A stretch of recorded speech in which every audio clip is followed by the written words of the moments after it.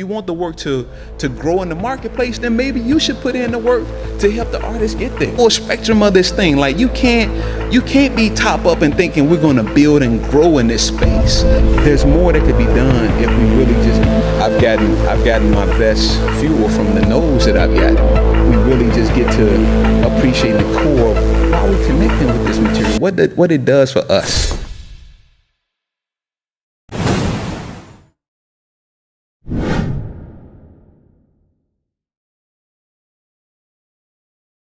Thankfully, I've got the freedom and flexibility because of the vehicles that I put in place that I could wait to create when I'm inspired and when I want to do something that I feel is important.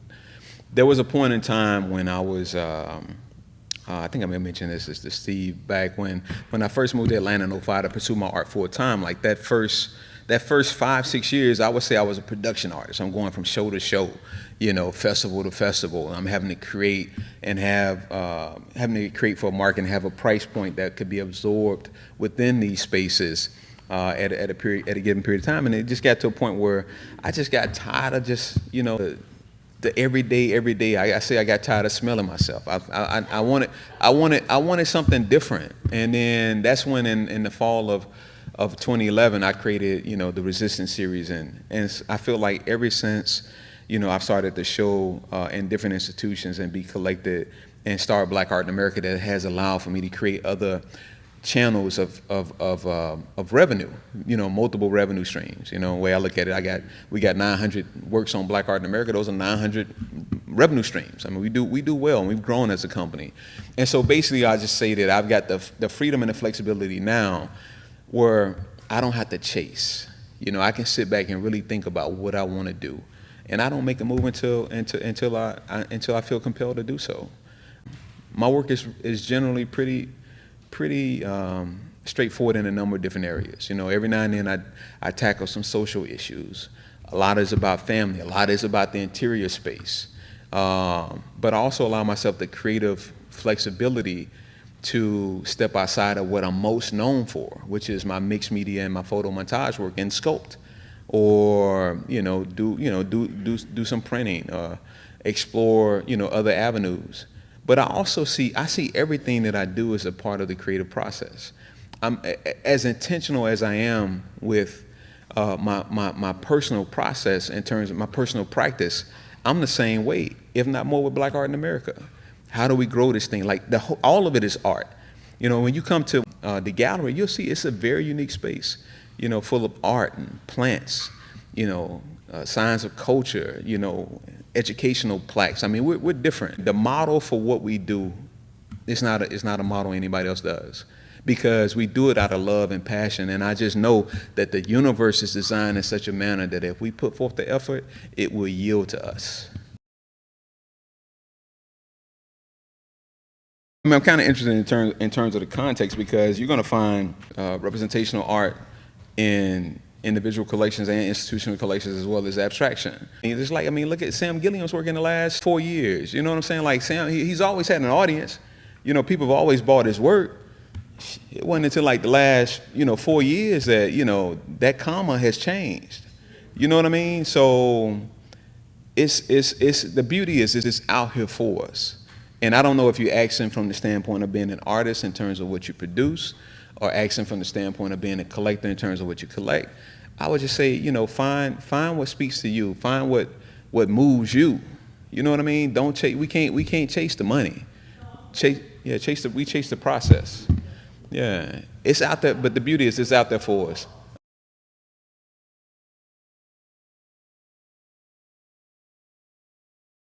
People say that, I won't say that that's not true. Well, what I will say is, what I find is that people always want what the market is pushing. If they see a very successful artist, I think that they're heavily influenced by the success of the artist in the marketplace. Because you can find examples of works that are by artists who've been creating for decades that don't command those prices that many of these collectors would just, I'm not interested in that, And so I think there could be a game of musical chairs, because even though, you can own the material and still get blackballed and shut out of the marketplace where, okay, is this auction going to take this work? Is this artist happy that you're selling this work? I mean, look what Amy Sherrill, the controversy of the World Fair Queen, when a collector that bought the material, back when the piece was $9,000, and she put it on installment. What difference it made? You was happy with the installment then, so now you mad that she then sold it for $3 million now? That's how I see it.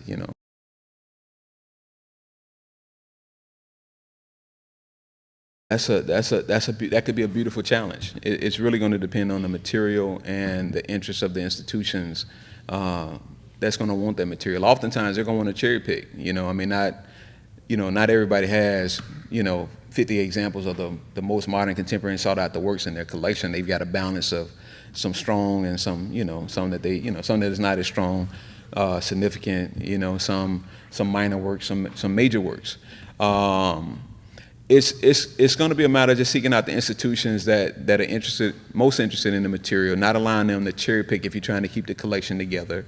You may have to put some funds with that. You may have to make an endowment where they've got some curators to be able to curate and some registers to pay for them to document everything, to put a catalog together. So it's a little complicated. If it's just cherry picking from your collection and you got some great material, you're not going to have a problem, I would think, as much as when you try to place a full collection. One thing that I would say, because if legacy is important, you got to keep in mind too that just because you gift work to a museum don't mean it's always going to be seen, and you don't have no say in when they pull it out the vault. But if legacy is important, think about it differently. We live in a digital world, Go ahead and pay the money to have your collection catalog. You might want to consider having artists that are in your collection interviewed, right? You may want to get interviews yourself. What made you connect to this work? Tell your story and put all that in out into the public space on the web, some platform. I think that's a virtual collection can be as viable as donating works to an institution if it's about telling a story of the artists that you collected, yourself being a patron, and how you came about the work, the importance of the artist. I mean, you could pay curators and writers to write about the given artist. Like, there's a lot that you can do, even if you don't have the interest of the institutions at taking the material at this time.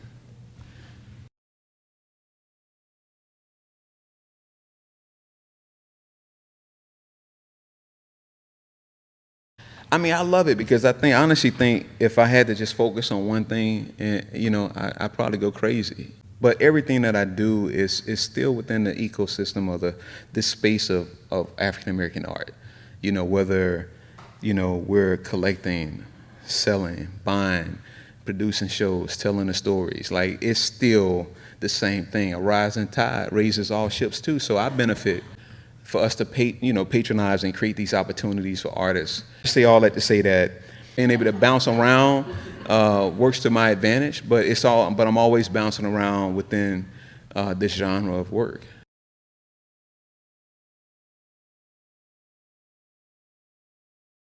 I don't think there's one. I don't think there's one thing that I got from any one individual. I think, like I said earlier today, I'm kind of hard-headed and stubborn. Like, I've gotten my best fuel from the no's that I've gotten. What would have happened if I would have had success with the galleries that I had reached out to early on and say, hey, I'm an artist, look at my work.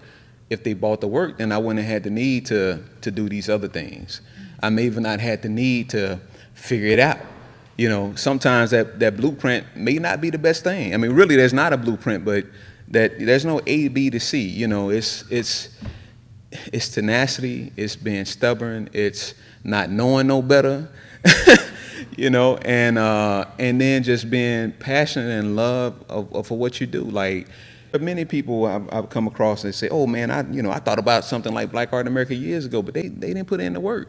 They would have not wanted to put in the work if they've known what it's taken to do what we've done. It's like looking at an iceberg, right? You see that graphic with the iceberg, you see the top of the iceberg here, but you don't see that body down here, the ice, that you don't see. Like, that's it, man. And I told Steve, there's been times where I question whether or not why I do this. You know what I'm saying? I mean, don't think I don't. I'm an artist. I'm an artist who happened to start this business. But at the core, we love art. We love the people who have supported what we do. Like there's a particular thing. Like I brought a blazer to wear, but that ain't me. You know what I mean? Like I said, man, I'm just gonna go out here in these chucks and just talk to people. And I've noticed that the people who, like, I don't fit into this bourgeoisie art world. You know what I mean? Like I'm rogue, I'm renegade. I'm not the example because I didn't come through their system. And if I'm not advocating an example for what somebody can do coming through their system, then I'm a threat. You know what I mean? What, this art school dropout, chopped cotton, once was bankrupt, like, who is this guy? We've been called everything from upstarts and, who knows what as it relates to Bayer, but at some point in time, they couldn't deny it. You know what I mean? Them early years, they talked about, they just upstart, they popularist.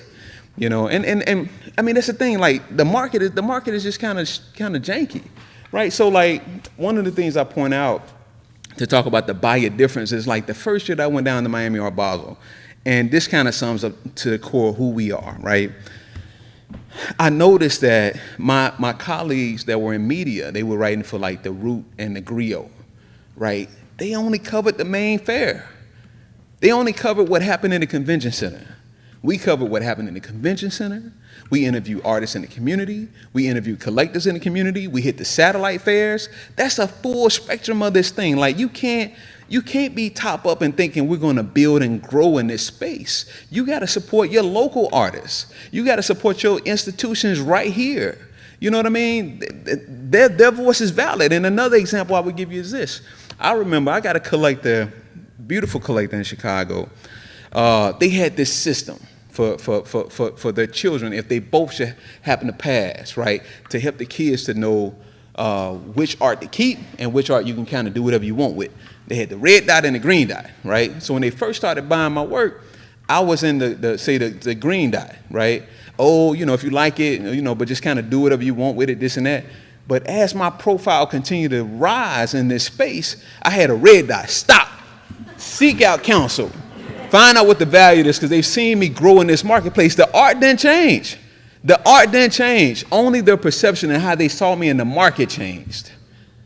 So, you got to understand that, this game, art is a widget, and for many people, it's a way to hide and to spend money and and to keep it from the government, and it's a transfer of wealth. Like, ain't necessarily got nothing to do with how strong that work is on that wall. You know what I'm saying? That's what we got to get to. The core of why we connect with art, why we connect with artists, and to understand that there's value in what we see around us, even if it doesn't go to auction. If you want the work to grow in the marketplace, then maybe you should put in the work to help the artist get there. Tell your friends, tell your family, put on a home show, maybe underwrite them, get in a booth at one of the fairs, call some of these reporters around the country, advocate for them on social media. I can give you a full list of things you can do to support artists. There's more that could be done if we really just get to appreciating the core of why we connecting with this material, what it does for us, adding to our quality of life, telling our story, giving inspiration to the kids coming in the house and growing up in the house where they can see representations of themselves on the wall. It's so much more to it, And it's shameful. I've seen collectors that I work with at one point in time that was just, into art. Now they just trophy hunting. They might win, they might not. Yes, sir.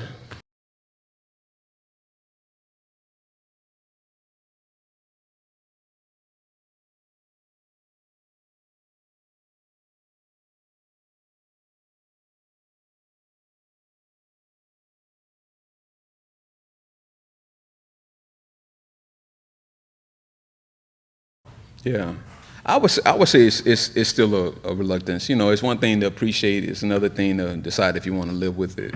The kind of work that I had the fortune of experiencing at your studio, strong work. And I told Steve, like, that's the kind of work that need to be in the institutions. Like that's work for institutions. Because as a gallery, just keeping it, just being 100% transparent, you know, the gallery space is a commercial endeavor. You know, I'm there to present work that I believe in, but I also think that I can help other people find the value and the support, you know, from buying and purchasing the work. You know, we don't have the luxury to be like a community art space or an institution that's, you know, their focus is completely different. You know, concepts and ideals. I saw a quote over there, a lab for the investigation and education of art. You know, like, we do those things too, but, you know, we got a different mandate. But I would also say that there are collectors, fewer related to those that are collecting, that are looking for the kind of work that you do. The work is strong. It's substantive. It's important. It's just about, you know, finding the right audience for it.